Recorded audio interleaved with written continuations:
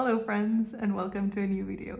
So this is a bit of a weird angle and not the best lighting, but today we are doing the Booktube Pet Tag, and so I really wanted to include Alfred in this video and have him with me. So he's very old and has kind of limited mobility and everything, so it felt better for me to come to him than for having him trying to fit in my usual filming setup. So that's why we have this kind of different setup going on today. So this is a tag that was created by Caitlin over at Spill the Reads with book reviews with Becky. Oh, it's all nice and relaxed. Oh, baby. The first question is, introduce your pet, be it furry, feathered, scaly, etc. So Alfred is our family dog, but really he's more my husband's dog. So he is a rescue that we got when we were living in Sweden. And in Stockholm, you actually have very few dogs to adopt. There are a couple of Facebook groups, and when someone post on there about a dog to be adopted, like you get 70 comments of people kind of fighting over that dog. So the reality is that most of the dogs that are adopted in Stockholm, and I think probably more widely in Sweden, come from other countries. So Alfred was in that case. He came from Ireland and traveled in a truck with a bunch of other dogs for I think 2 or 3 days. It was a long ride to come to Stockholm and find his new family. So he's been with us since 2017, and he was already an adult when we had him, so we aren't sure exactly how old he is, but he's probably between 13 and 15 years old at this point. So I'll tell you, he's very old.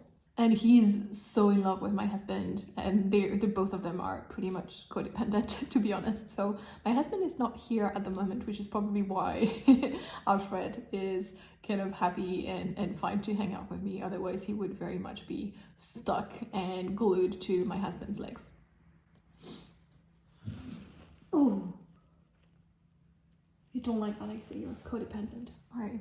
So I also want to include... Yes. I also want to include a little bit in this video my cat, Nikita, which passed away many years ago, just a bit over 10 years ago now.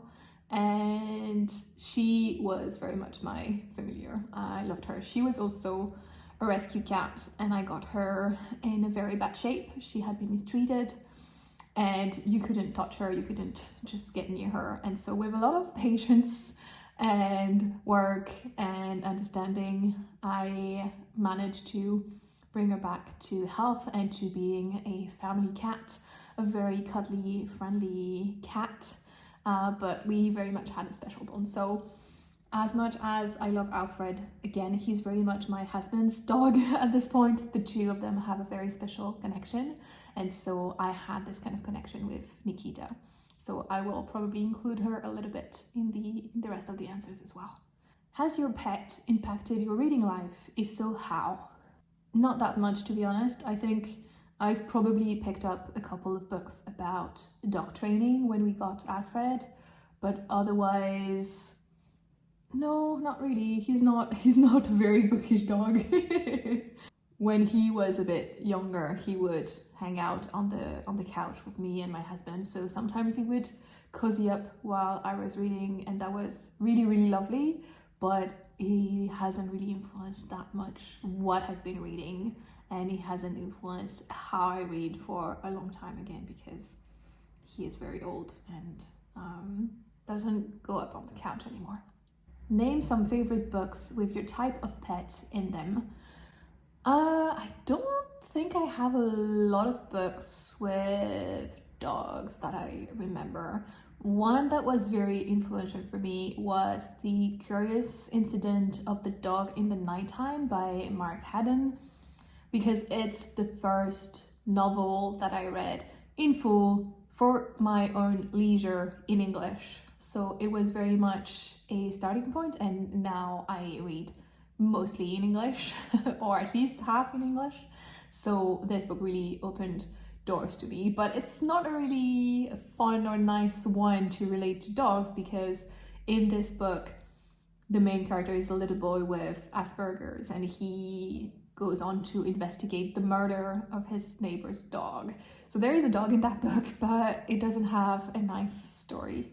In terms of cats, in honor of Nikita, there is a short Japanese book about a couple who starts caring for you don't like that who starts caring for a stray cat who comes to their backyard. So I love that one. I don't remember the name of the author, so I will include a picture on the screen. Would your pet be a hero or a villain in the book? Alfred would definitely be a hero. He doesn't have a bad bone in his whole body. He's just such a sweet dog, so definitely a hero. Nikita, I think, would also be a hero, but maybe like a reluctant one. I think she could appear to be a villain because she had this very grumpy face and she didn't look very, very friendly at times. But she was also like a very gentle and lovely cat once I was able to bring her trust back in human beings. So I think, yeah, she would be like the grumpy, reluctant hero. What's your favorite cozy reading setup with your pet? So unfortunately, I don't really read much with Alfred anymore because, again, he's not able to climb up onto the couch anymore. It's not the most comfortable setup for him, so he spends most of his time on his bed on the floor. But when he was a bit younger, yeah, I would love to curl up on the couch with him. It was the same with Nikita. I loved like just curling up on the couch with a good book, and your pet is just so lovely. So that was nice. If your pet could leave comments on your videos, what kind of feedback would they give? Alfred loves attention. So I think he would he would probably complain that like I'm doing so much YouTube and just not giving him enough cuddles or not giving him enough snacks or something. I think that might be the thing. He would not be pleased with me. I would rather to get all the focus and all the attention and the love all the time. Ooh. I don't like Nikita. I don't think she would comment on my videos. I think she would be in the videos anyway. So she would be the star.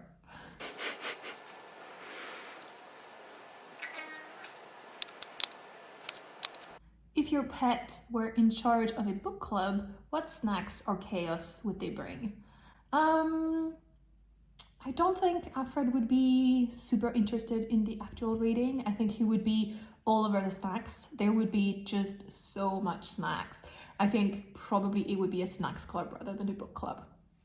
And Nikita, she would want like the fancy stuff. Like she would want like the little amuse bouche and with, I don't know, like maybe salmon and foie gras and all that kind of expensive stuff. Like she had fancy tastes since the moment where I had my grandparents take care of her for a little while I was on a trip.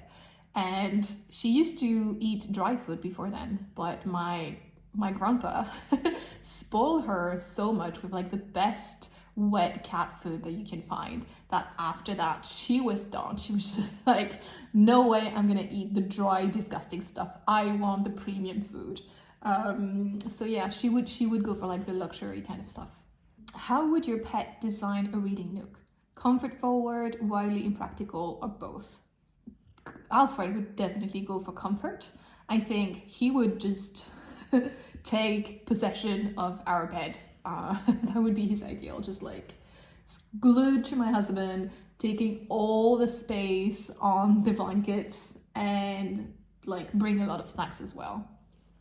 And for Nikita, oh baby, stretch, oh yeah. And I think Nikita, if she was still here and designing a reading nook, she wouldn't care too much. She would just want to stand on me. So either in my lap, or if I'm like on my belly now, she would be on my back or something. And yeah, she wouldn't mind the snacks either. Have you ever filmed a video and had to edit out pet chaos? It has happened, but honestly not that much because Alfred is usually glued to my husband.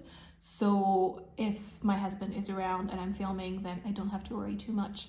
It's a bit more delicate when I'm home alone with the dog, because then he will again like require attention. He wants to be close to us. He doesn't want to be alone. And he also like will get up and ask to go out or ask for some food. He's kind of a needy dog. And yeah, I think at time I've had to edit out when he would just like burst into the office or something. But that hasn't happened too much, especially again more recently because he's just so old. Pet name drop. Tag a booktuber or more. You'd love to see do this tag. Well, I have to tag Rochelle from Good Morning Dreamer because she has 3 cats and dog, and they are regular guests on her channel, and I just love to see them regularly, and they're just adorable. So I definitely would love to see Rochelle do that tag. Bonus, if your pet has favorite words, pretend to read out aloud while saying some of them. So Alfred used to have some favorite words, like when we would announce that we were going for a walk or something. We speak to him in French, so it wouldn't really make sense. But also he is now deaf, so he can't hear anymore. And so I could say those words as much as I want. He wouldn't react, so that wouldn't be very fun. And yeah, that's it. Those were all the questions. I hope you had fun and that you enjoyed the little guest star on the video today. If you don't know what to comment or you're feeling a bit shy, just leave a dog emoji in the comments so that I know you are here. And as always, thank you so much for watching, and I hope to see you in the next one. Bye bye.